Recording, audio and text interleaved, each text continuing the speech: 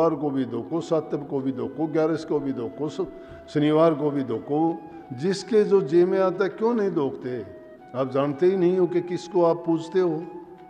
आपको ये नहीं पता कि माउस को कौन से देवता को पूजते हो। आप सभी को प्यारा भरी राधा स्वामी।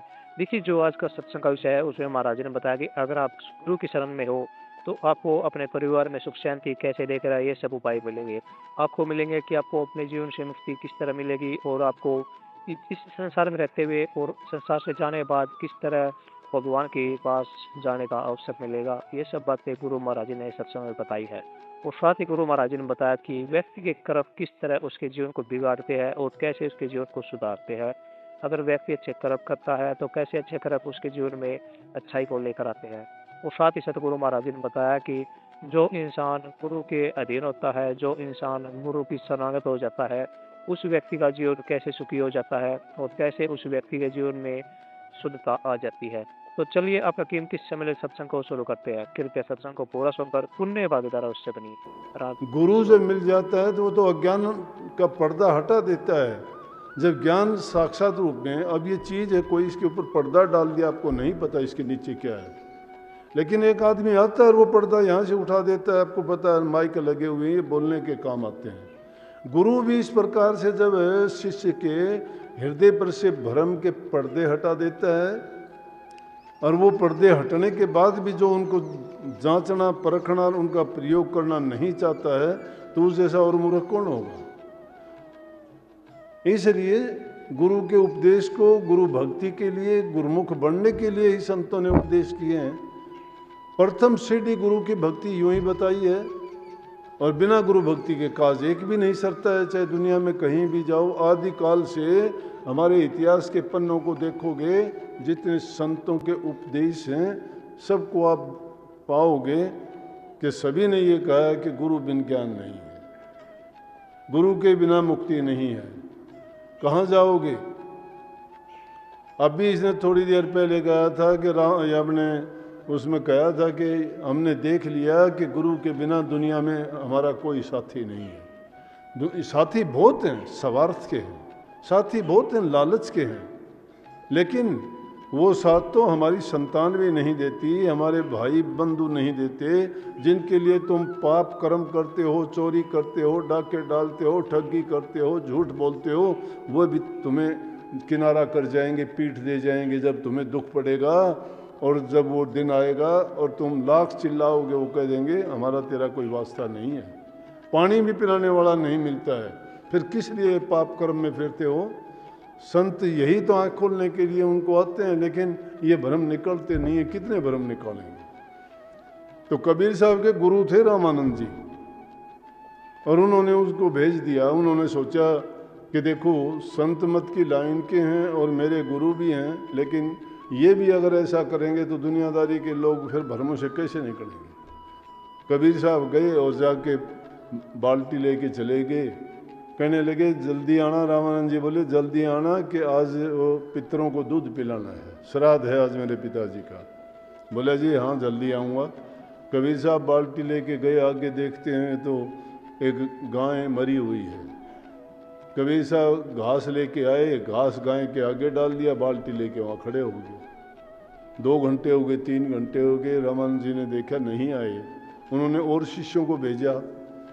कबीर साहब के टाइम में गुरु रामानंद जी सबसे बड़े गुरु थे, और जितने भी मुख्य करके संत जितने हुए, पीपा, रविदास, ये कबीर साहब, ये सब उन्हीं के शिष्य थे।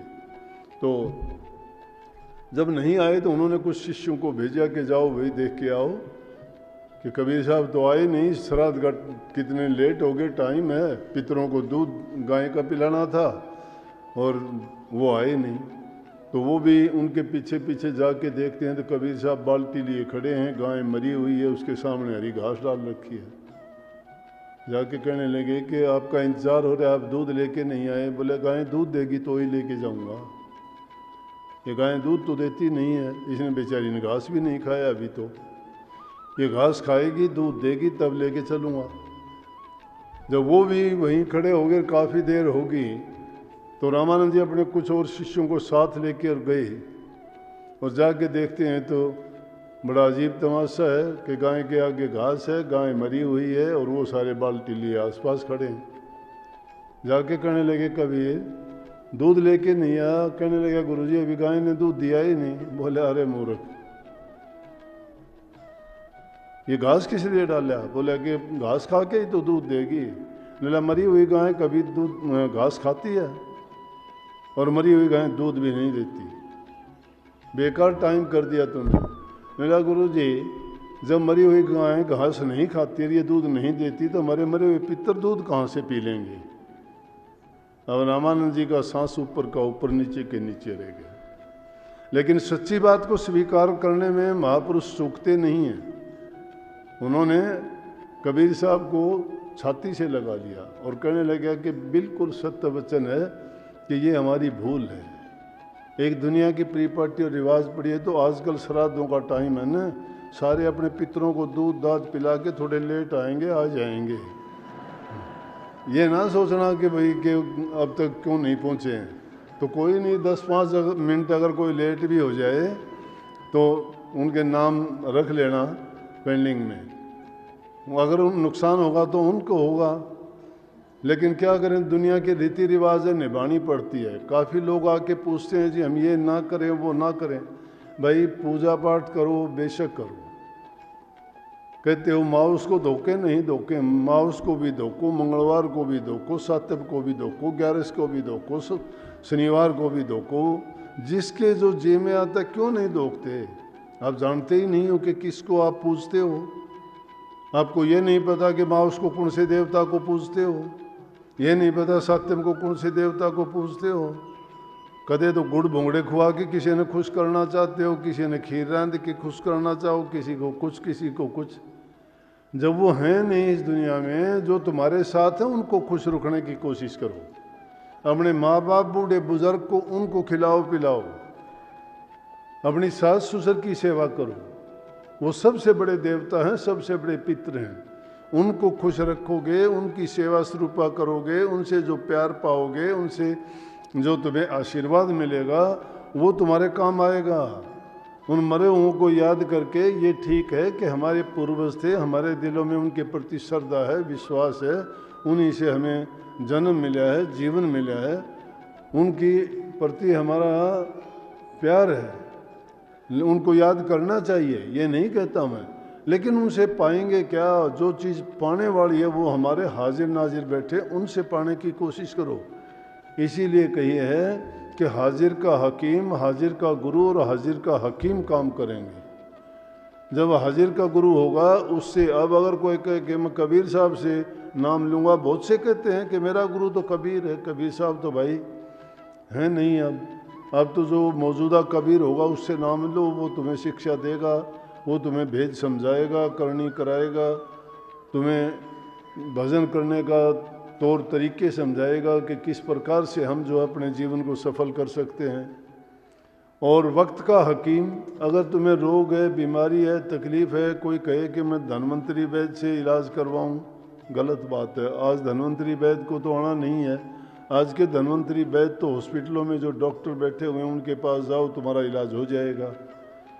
और हाजिर का हाकिम, अब कोई कहे कि श्री राम से मैं अपना जाके कोई न्याय करवाऊंगा या राजा भोज से राजा हरिश्चंद्र के पास जाऊंगा, ना। ये तो आज के जो राजा हैं उनके पास जाओगे, उनकी इज्जत उनकी बड़ाई करोगे तो तुम्हारे सारे काम हो जाएंगे। इसलिए ये चीज़ हाजिर की काम देती है। तो हाजिर से हुज्जत करें, हाजिर से तो हम हुज्जत करते हैं।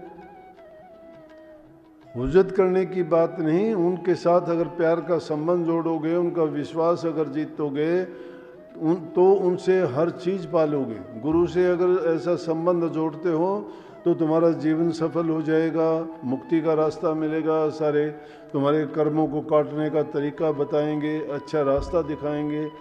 और अगर तुम गुरु से और राज में अपनी पैंठ रखोगे तो और तुम्हारे सारे दूसरे काम हो जाएंगे। तो ये बात सत्संग में जो बताई जाती हैं वो आपको इन भ्रमों से निकालने के लिए बताई जाती है। भ्रम जब तक निकलते नहीं हैं तब तक आना ना आना, सत्संग सुनना सब बेकार हो जाता है।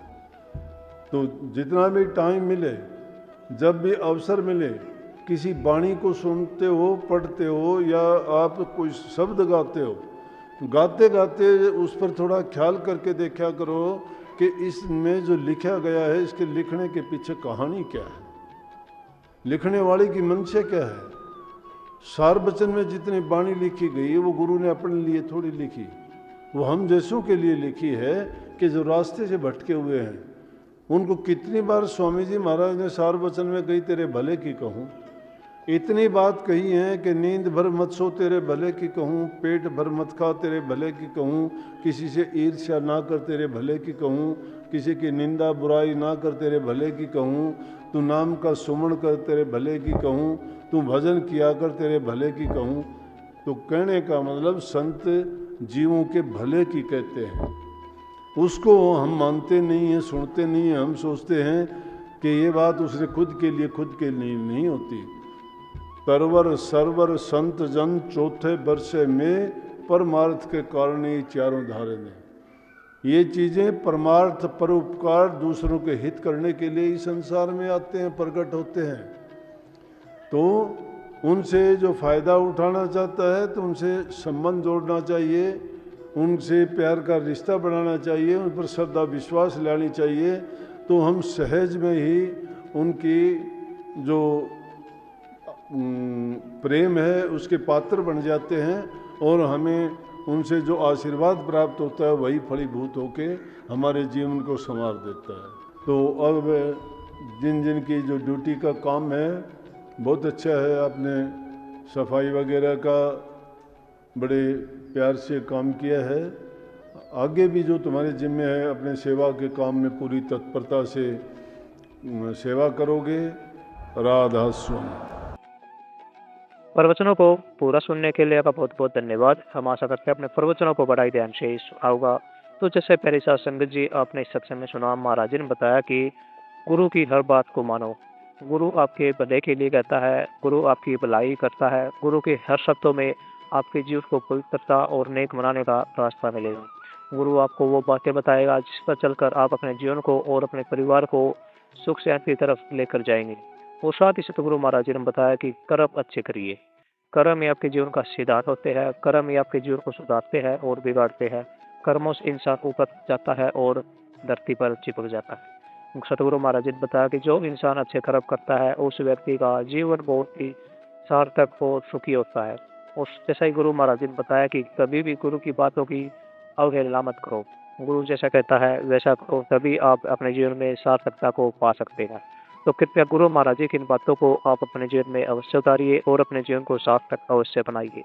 और साथ ही अगर आपको सत्संग अच्छा लगा आप तो कमेंट बॉक्स में राधा स्वामी लिखकर पूरी नए भागीदार अवश्य बनिए।